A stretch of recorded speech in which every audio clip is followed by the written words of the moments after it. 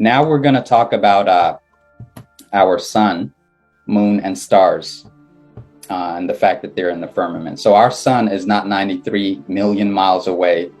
It is in the firmament, and it is about 3,100 miles away, to be exact.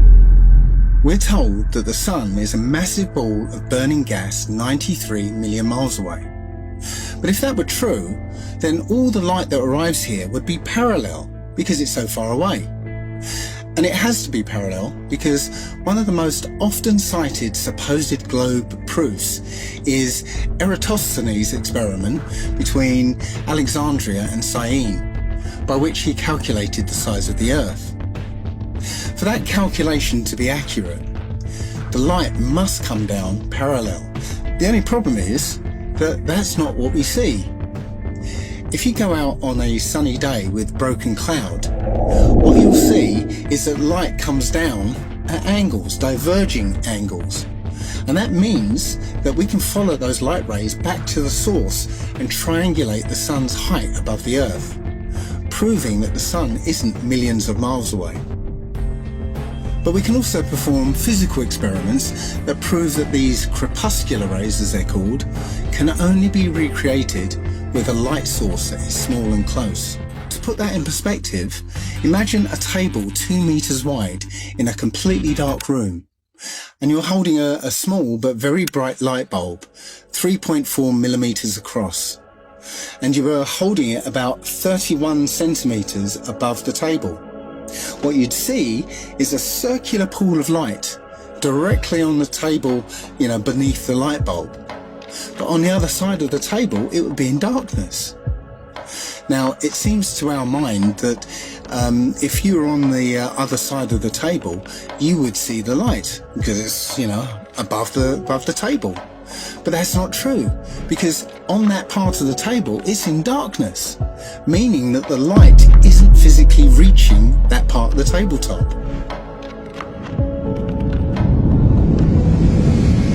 Your senses are correct. We're also told that the sun sets because as the Earth rotates us away from the sun, it's actually obscured by the physical curvature of the Earth. That's not what we see. What we see is a local sun that is taking its local light with it. What happened to the horizon glowing across half of the world? It would appear to sink down in your field of view. That's perspective. The further away you get from it, the lower it will appear.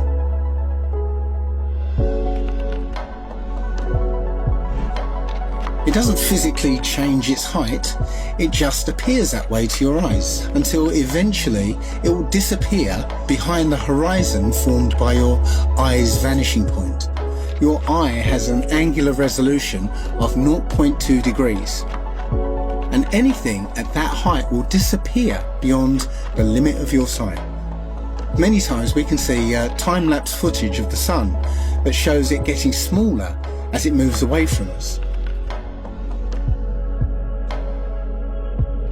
Now, that's not always the case, since the sun is travelling around the North Pole. The closer you are to the north, the less you'll see the size change. But from locations beyond the equator, you'll absolutely see the sun's size change.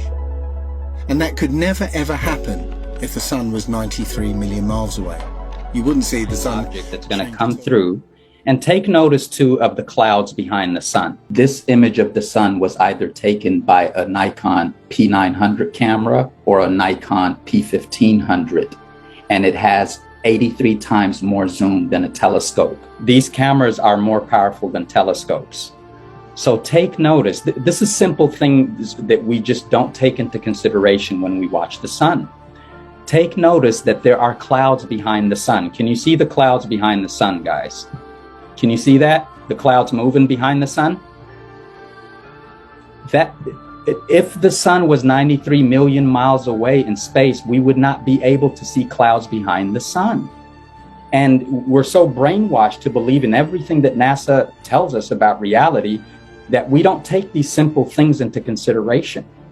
We should not be able to see moving clouds behind the sun. if it was in space. That would be impossible. I'm going to show you guys planes flying through the sun. I don't know if this is a governmental black ops plane or something, but you can clearly see that that's what's going on. So I want you guys to pay attention to what's going on at the very top. You see where I'm pointing right here? There's going to be a flying object that's going to come through. Now look at that thing coming in right there at the top. You see it? It goes inside the sun. And after a while, it's going to come out on the other side of the sun. You'll see it coming out in a moment.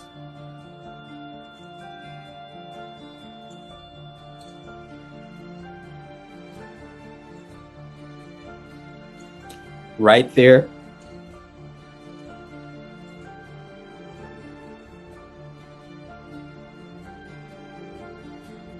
And it comes out on the other side, right there, and leaves a trail behind it as it comes out.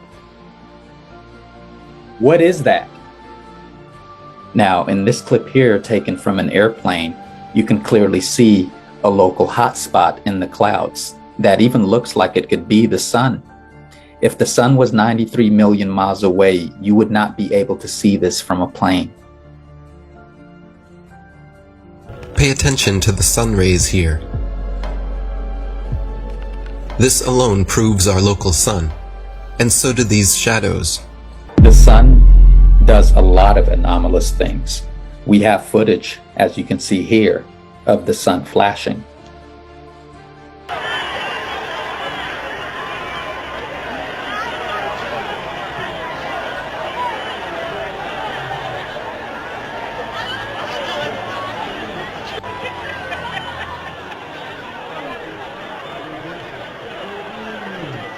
We have footage of the sun disappearing right before a sunset. So it just disappears. Now my friends are down at the beach. They said the sun set 10 minutes earlier. I'm filming this from high altitude with a 4K camera on a super clear day, and then I'm zooming in on it, and it just disappears, and it's a perfectly clear day. You can actually repeat the same experiment using a glass dome and a focal point of light, and you can actually make the light disappear just like you saw the sun disappear. The sun and the moon both have been seen splitting in two, and 2 suns and 2 moons have been seen all over the world. Oh, I got this on video. Look, there is something behind the moon. Or is that a light? What is that light? Look at this, Larry. Oh my God, dude. Something's going on here. Look at this video. Oh, and it's moving away. Larry, look, I'm videoing it right now. Something's going further away from the light. What is that? Oh no, it's separating. What is that? I see many people in the Christic community putting up and posting NASA's fake CGI sun emitting coronal mass ejections. They're telling us that it's emitting solar flares every time there's some kind of activation with the black sun. When the black sun emits its etheric energy from underneath the Earth, and it shows on our dome as the aurora borealis, then NASA will come out with some solar flare crap that is not real. And then everybody starts posting it online. It's all fictitious. It's not real, guys. This is a psyop. It's not real. That is not the real sun. That is a CGI sun. This is what the real sun looks like with the P900 camera. This right here is NASA's CGI. Now, this is a 10-year time lapse of the so-called sun in space from NASA. Does this look like the real sun to you? This is what they're telling us is the real sun. That is a CGI sun, and everyone thinks it's real. This is what the real sun looks like through a P900 camera. Do these two look the same to you?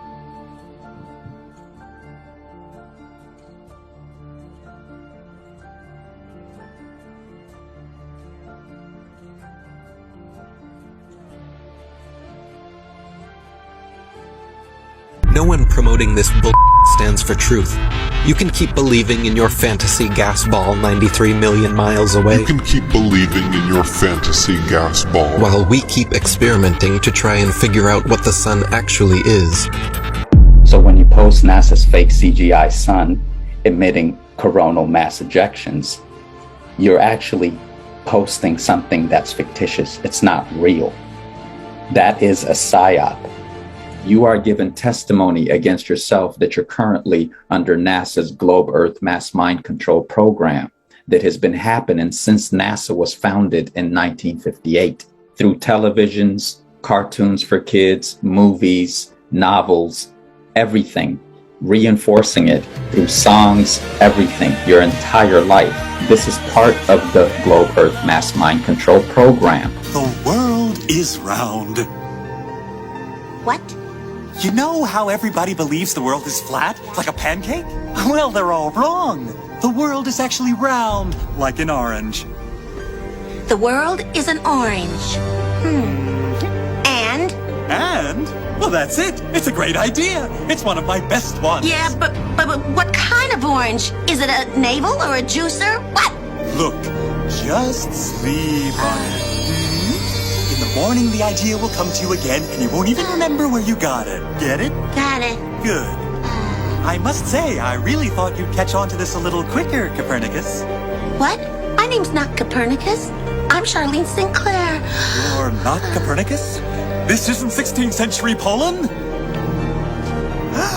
Oh boy, I screwed up. How do you brainwash?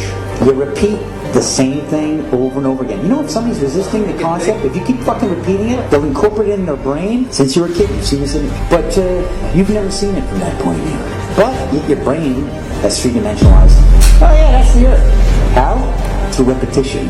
Let's just all get on our hands and knees and wait for a scientist or an astronaut to come along, or Neil deGrasse Tyson to come along and bestow upon us their knowledge. Now, as you can see, this is the evolution meter, and I've put God, the creator of everything, on the right side, and evolution on the left. I won't change my mind, because I don't have to, because I'm an American. I'm dug in, and I'll never change. Mac, look, you're wasting our time. You're not going to get us to not believe in evolution. And why is that? Because the smartest scientists in the entire world all agree that it's real. I'm glad you brought that up. Mr. Reynolds, these were all the smartest scientists. Only problem is, they kept being wrong! This is insane, you fool! I'm a fool because I have more faith in the saints that wrote the Bible? Yeah, because you just read the words of a bunch of guys that you never met, and you just take it on faith that everything they wrote was true. And what makes you think what your scientists are writing is any more truer than my saints? Because there are volumes of proven data, numbers, figures. Have you poured through the data yourself? The numbers, the figures? Well, no. No.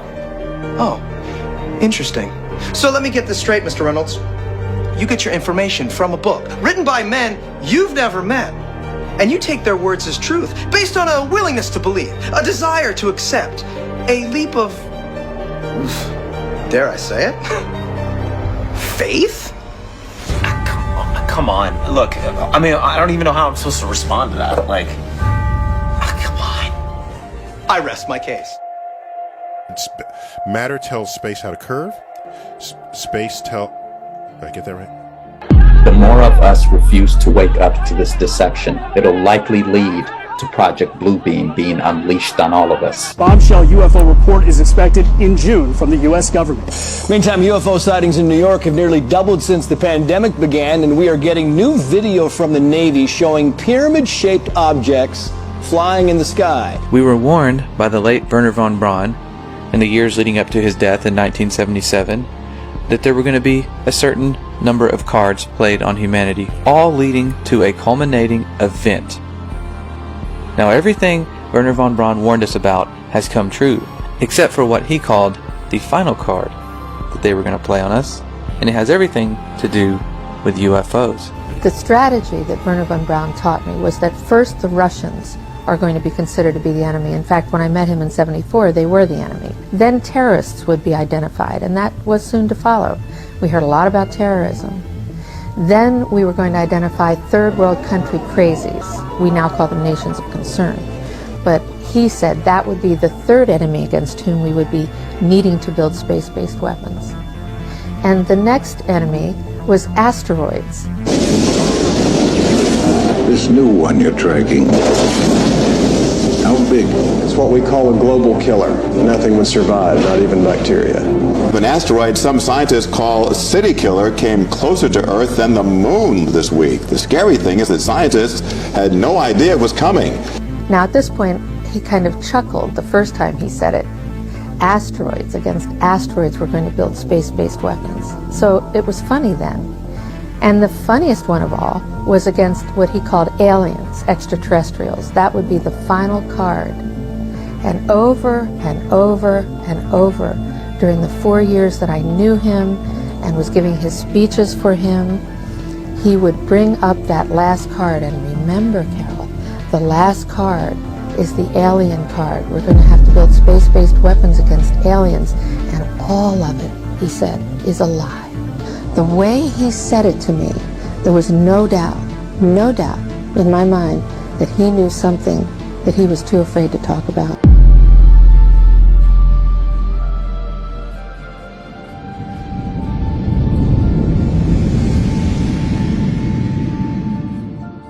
The science community is ignoring a lot of the things that we're looking at, and so normal people are going out and doing experiments. And one of the experiments has turned up an amazing fact that we've not been told, and it destroys the whole idea of this heliocentric system, and that is the moon. Now you can actually measure the temperature of the moonlight next to the temperature of the shade of the moonlight, and you'll find the moonlight is colder than the shade, the opposite from the sun. So the moon is throwing out its own light, and that light is the opposite from the sun. Now, that tells you that it's not reflecting the sun's light. It's producing its own, and its light is different from the sun's.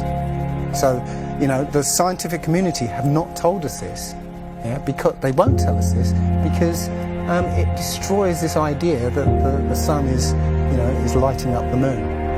Now, the sun and the moon both are anomalies. We don't really know what they are exactly. The moon is not a solid object. Sometimes you can see stars through the moon. You see the stars right there, right through the moon. Can you see that?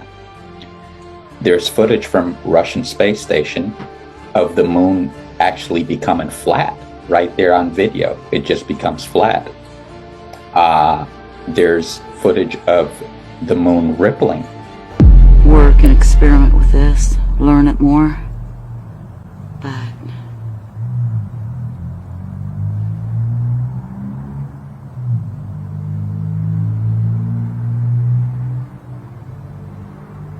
whoa, did you see that wave?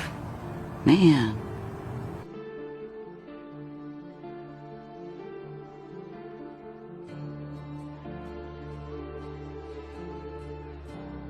A moon isn't supposed to ripple. There's footage of the moon bubbling like paint. You see it right there? It's bubbling like paint. The bubbling like paint indicates that it's not a solid object. It's just what the scientist from the 1960s was talking about. It's some kind of plasma phenomena, focal point of light within the dome.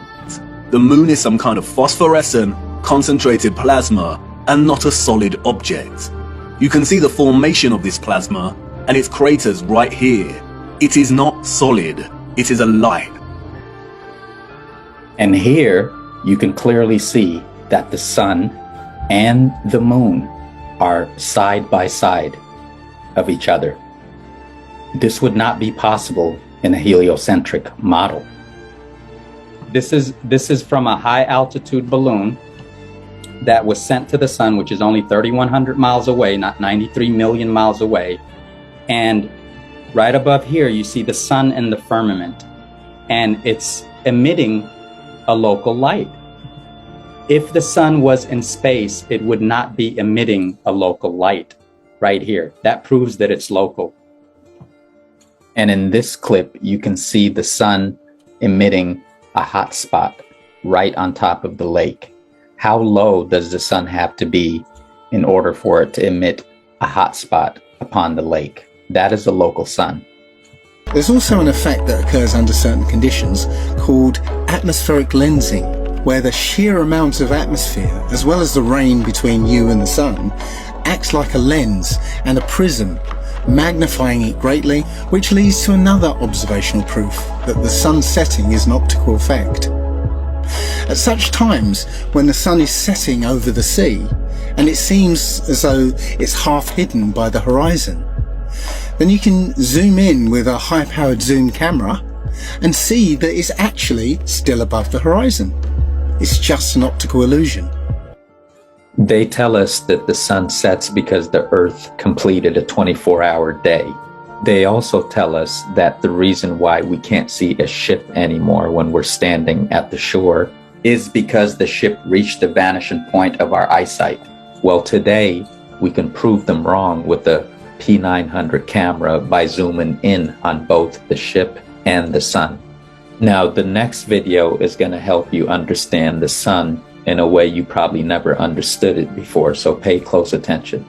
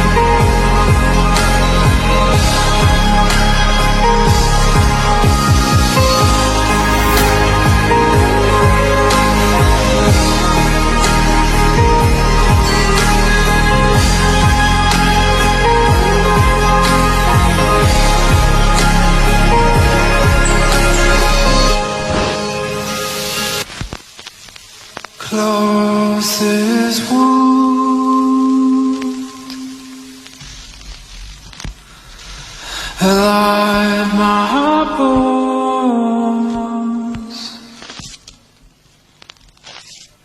Fall back.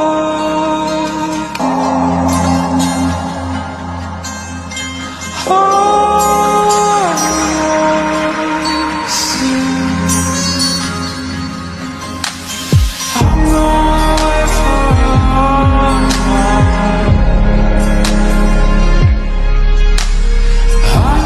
away for a long time.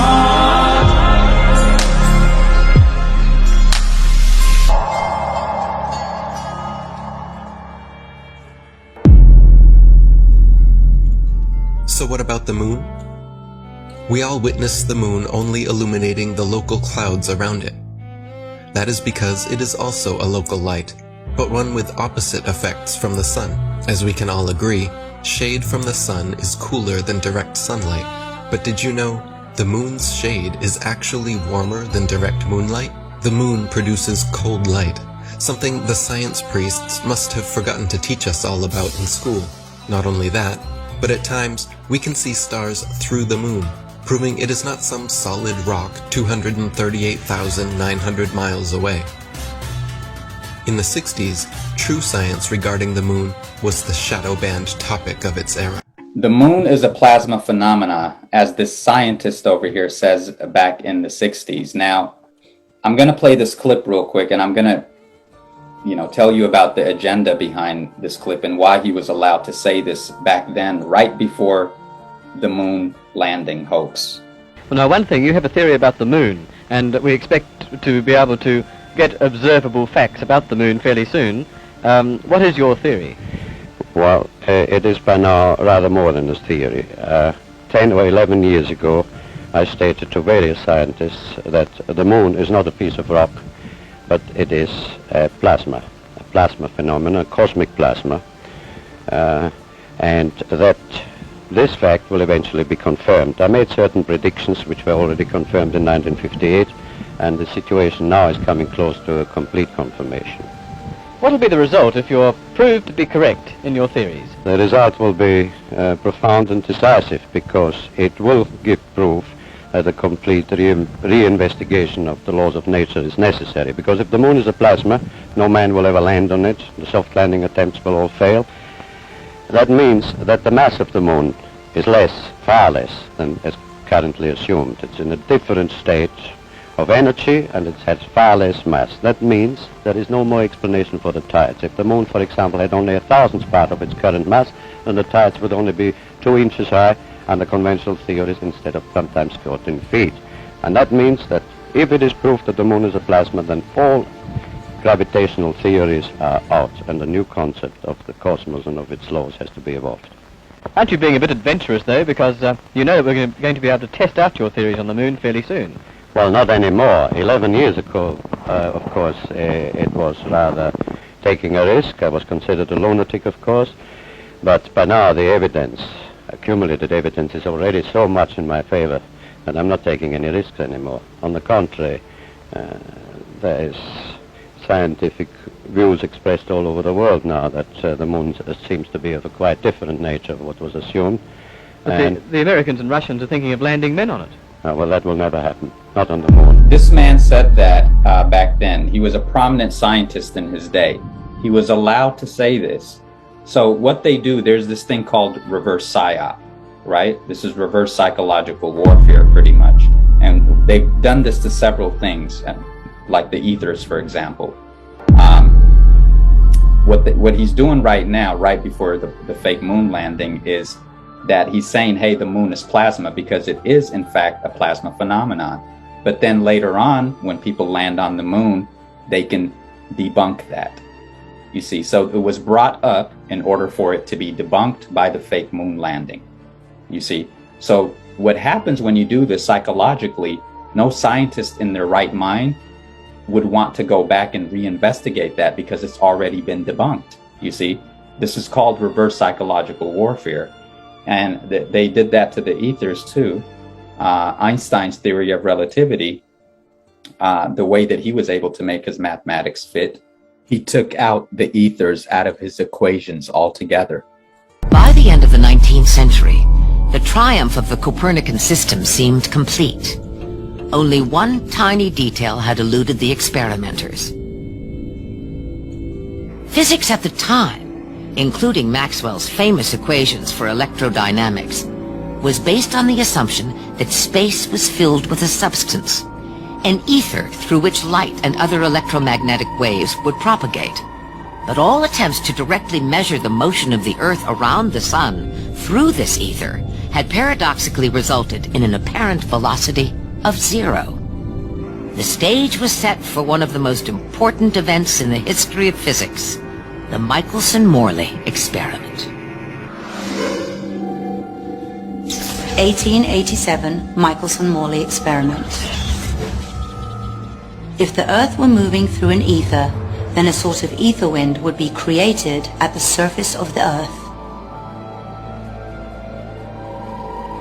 A light beam projected directly into this ether wind would be expected to move slower than a light beam projected across the ether wind. If we project the beams across a known distance and then recombine them, we would expect the two waves to be out of phase by an amount that would tell us the distance the Earth had moved.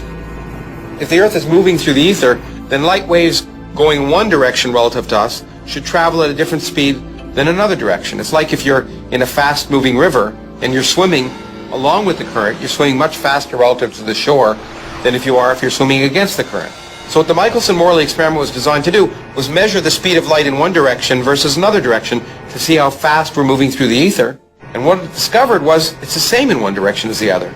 Michelson-Morley couldn't measure any effect of Earth's orbit, even though the assumption was at the time that that would affect the measured speed of light.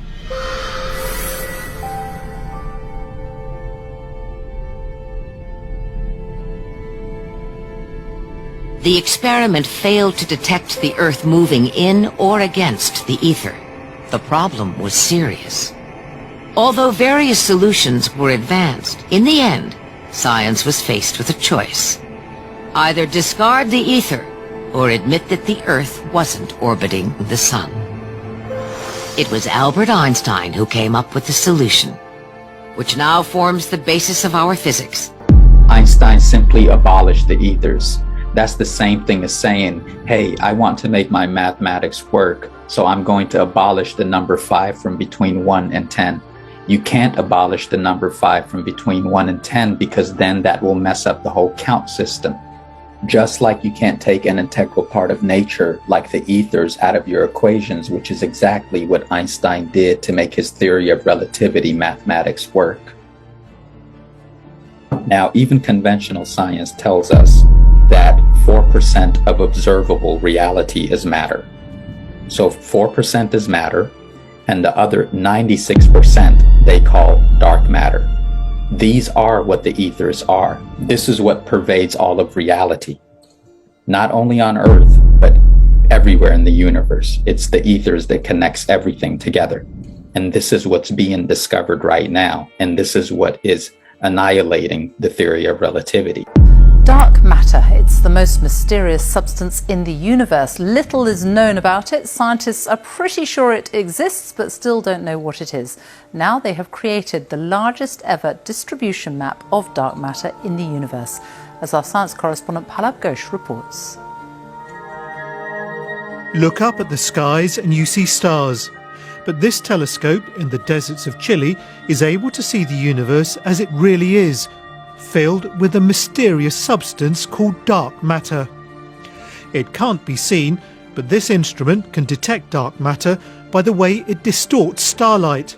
This is a map of matter in the universe. And that's allowed astronomers to produce this map of how it's spread across the expanse of space. It's an element of, unveiling mystery, something you couldn't see before, and suddenly it's there. And you think, wow. If the structures in this map are smoother than we expect them to be, which is what the results seem to hint at, it means that Einstein's theory is wrong. Hearing now that there may be something not quite right with the theory, well, it's very disconcerting, it's very alarming, and in a way frightening. to see that maybe my whole life's work might crumble in front of me.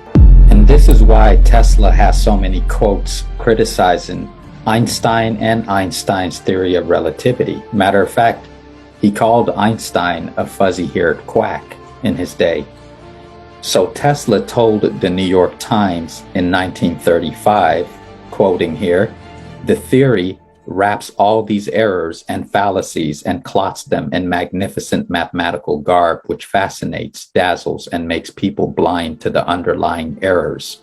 The theory's like a beggar, clothed in purple, whom ignorant people take for a king.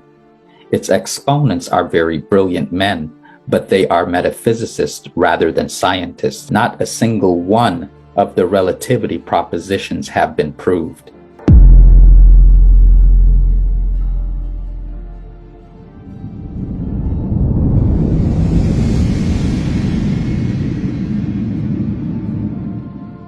During your research of this reality, and you're looking into historical figures like Galileo and Copernicus, remember that they were Freemasons, and remember that they were taking their orders from the Rothschilds and the Jesuits, who have always been in cahoots with one another to enslave mankind.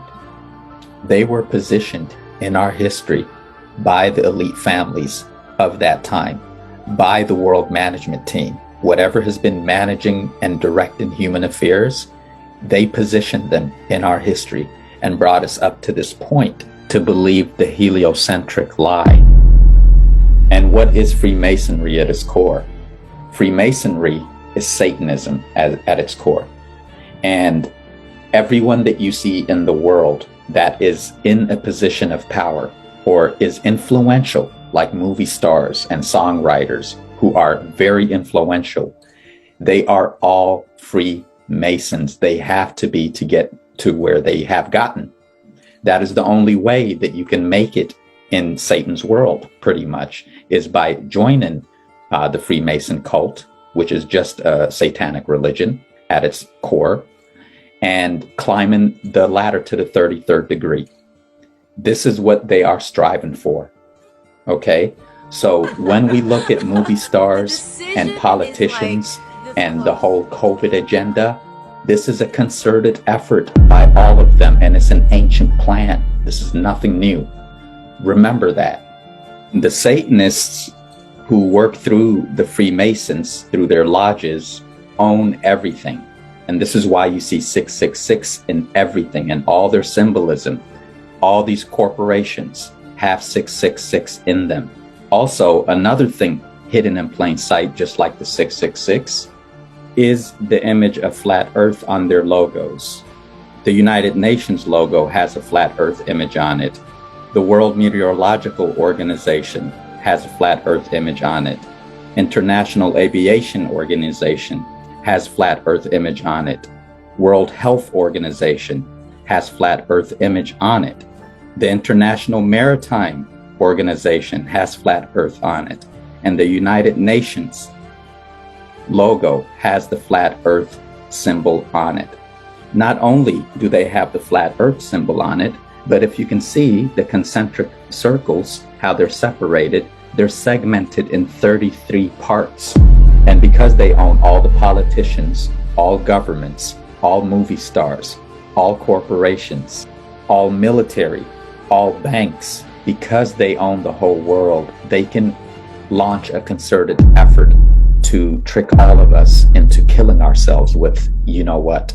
Always remember that what you see going on, the reason why you and I can feel like this about the COVID agenda, and no movie star or no influential person is speaking out about this, is proof that they are under control by the Satanists. Because Freemasonry, which you have to be if you're a politician, a movie star, a songwriter, any influential person, you have to be a Freemason. And Freemasonry is Satanism. Freemasonry is actually Satanism in disguise. And a lot of Freemasons don't know this themselves because they are in the lower rank. A lot of them even think that Freemasonry is Christianity.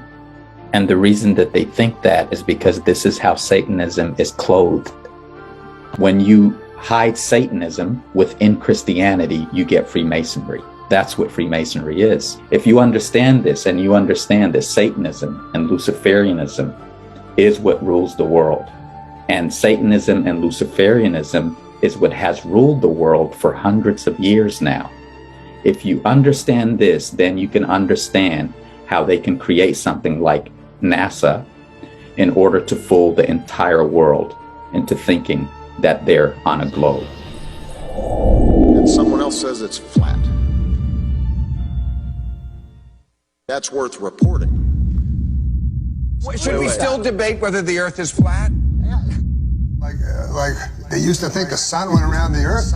Everybody say that's scientists. Well, he's so smart. Until other science refuted it. Right, but back then, like everybody at that time thought that guy was smart. Why at this time do we think that the Earth goes around the sun? There's an overwhelming science that the Earth was flat, and there was an overwhelming science that you'll learn over time. We were the center of the world. Your average person thinks that the debate between the heliocentric model and the geocentric model has been scientifically settled, and it has never been scientifically settled. This is the furthest thing from the truth. Matter of fact, many scientists, including Einstein and Hubble, are on record acknowledging the validity of flat Earth. Hubble is quoted as saying, "This hypothesis of a central Earth cannot be disproved, but it is unwelcomed and can only be accepted as a last resort."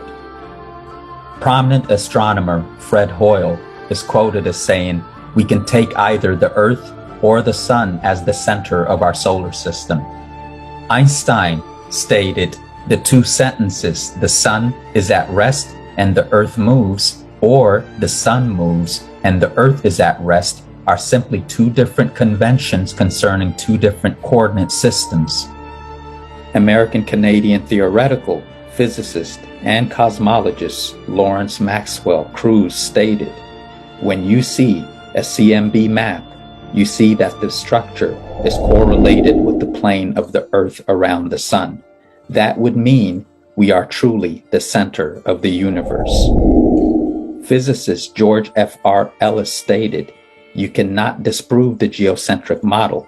You can only exclude it on philosophical grounds." Edwin Hubble and Stephen Hawking went as far as to say that they reject the geocentric model not because it's inaccurate, but rather because they find the thought of being the center of the universe to be emotionally disturbing. The Michelson-Morley experiment proved that the Earth is stationary, and Albert Einstein claimed this was a serious embarrassment and tried to disprove it with his relativity theory, but later admitting that he had failed to do so. When we hear the brightest scientific minds of this century make such statements, this means that the issue of whether or not the Earth is a sphere or a flat plane has never been scientifically settled.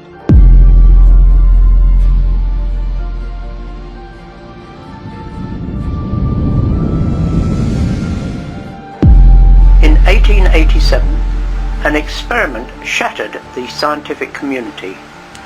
Michelson and Morley tried to check the speed of the Earth through the ether as it orbited the Sun by passing light in two directions, one in the direction of the Earth's travel and one at right angles, and then comparing them for differences.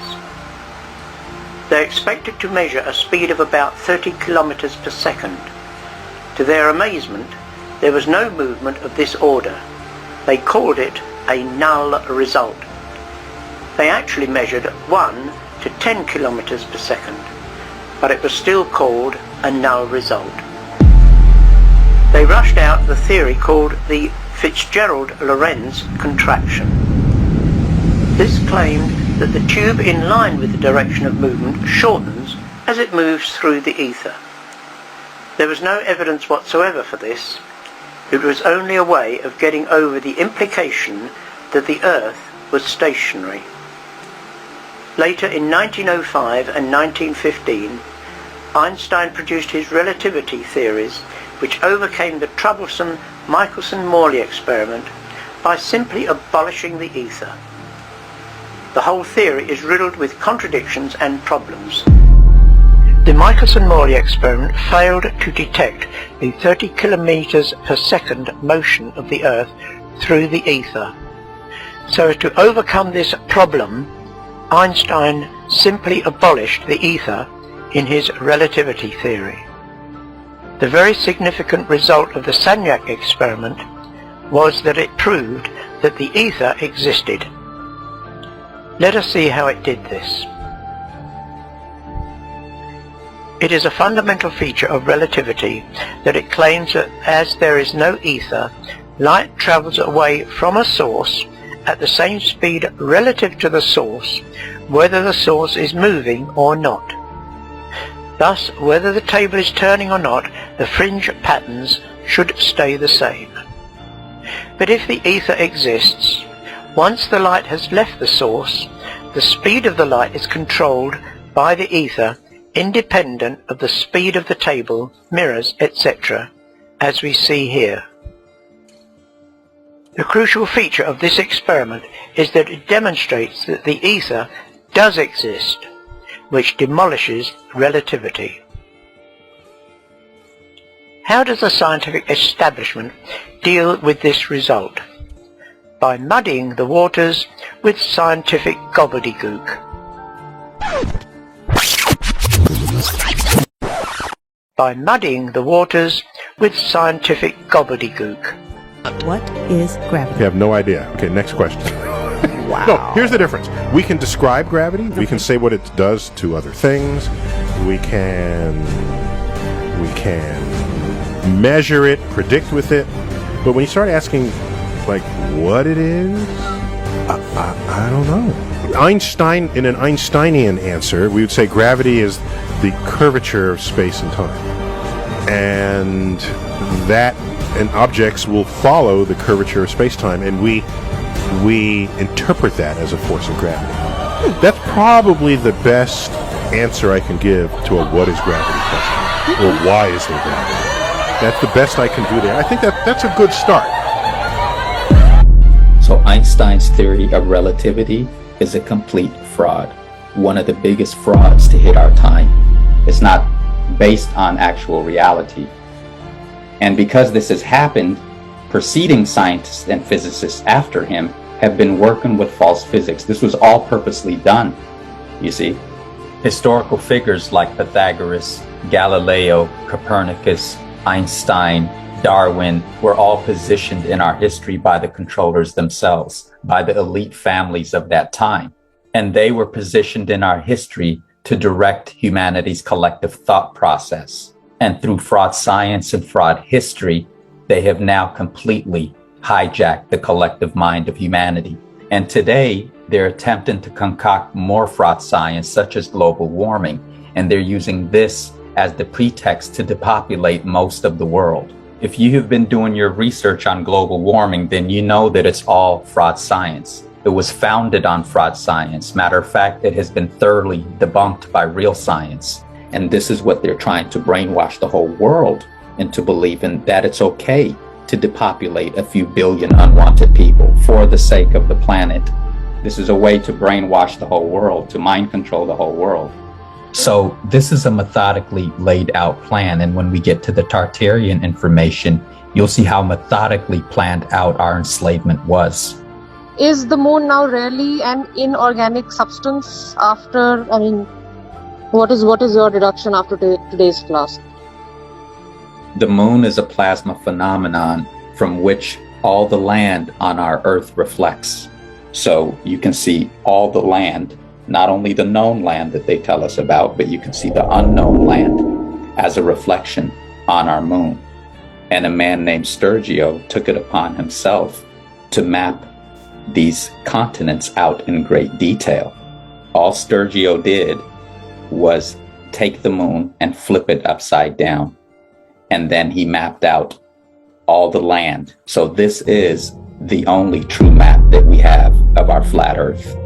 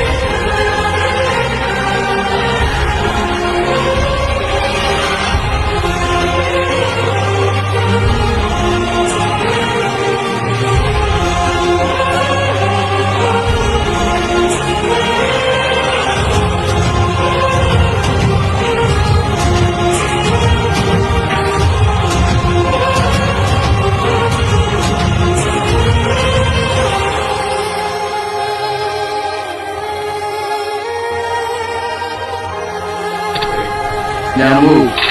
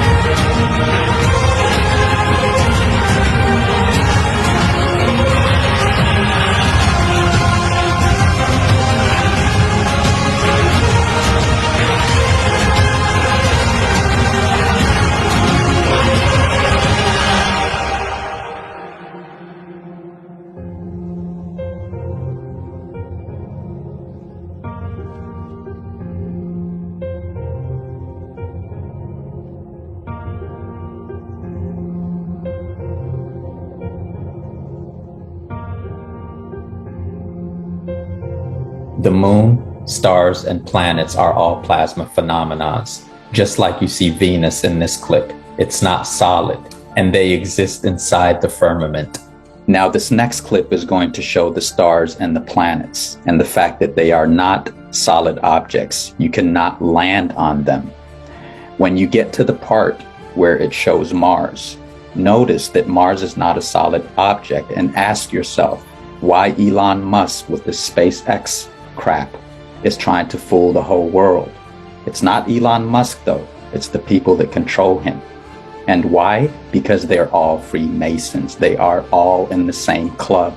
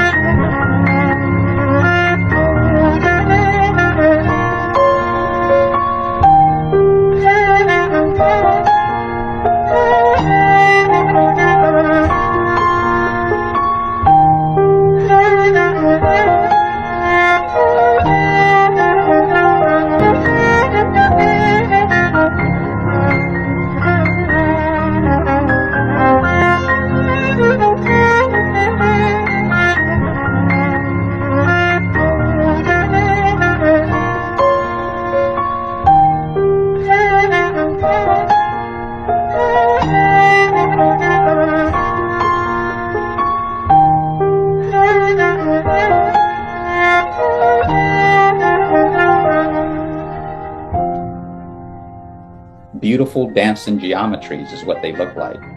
It's nothing like the CGI that NASA has faked. And it looks more like water that's being disturbed by sound is what they look like. Remember, our ancient ancestors didn't call them planets, they called them wandering luminaries. The stars and the planets they called wandering luminaries.